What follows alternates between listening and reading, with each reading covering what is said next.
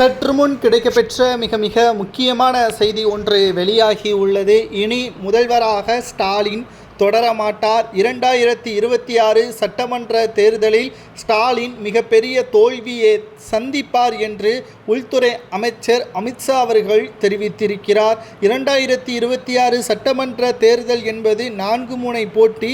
திமுக கூட்டணி, அதிமுக கூட்டணி, தமிழக வெற்றி கழகம், நாம் தமிழர். தமிழக வெற்றி கழகத்தை அதிமுகவில் கூட்டணி வைப்பதற்கு பல முயற்சிகளில் ஈடுபட்டு வருகிறது.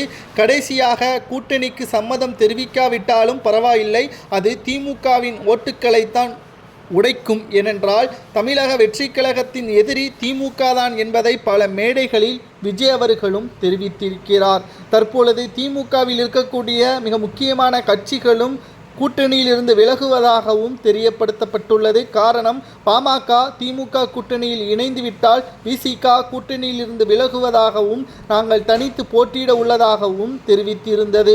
இதுவும் திமுகவிற்கு மிகப்பெரிய ஒரு ஆபத்தை ஏற்படுத்தும்.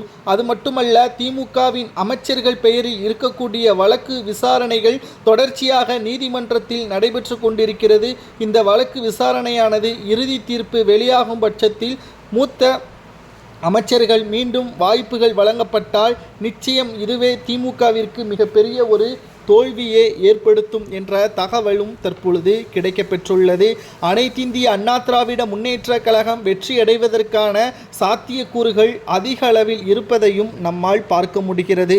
திராவிட முன்னேற்ற கழகம் தோல்விக்கு அவர்களே காரணமாகவும் மாறுவார்கள். மூத்த அமைச்சர்களை கட்டுப்பாட்டில் வைக்க முடியாத ஸ்டாலின் அவர்கள் முதல்வராக என்ன செய்ய போகிறார்? சொன்ன வாக்குறுதியை நிறைவேற்றவில்லை, மக்களை மிகவும் மோசமான நிலைமைக்கு மாற்றியுள்ளார் என்ற பல்வேறு கோபமும் மக்களுக்கு இருக்கிறது.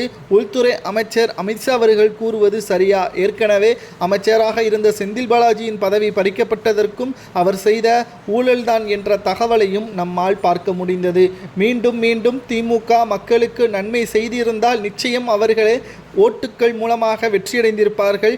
ஆனால் நல்லது செய்யாமல் மக்களிடம் கடைசி நேரத்தில் 2000 4000 பணத்தை கொடுத்து சரிகட்டி விடலாம் என்று நினைத்தால் நிச்சயம் இந்த முறை நடக்காது என்ற தகவலையும் நம்மால் உறுதியாக கூற முடியும். இதிலிருந்து ஸ்டாலின் அவர்கள் பதவி மீண்டும் அவர் முதல்வராக பொறுப்பேற்க முடியாத அளவிற்கு பறிக்கப்படும் என்பது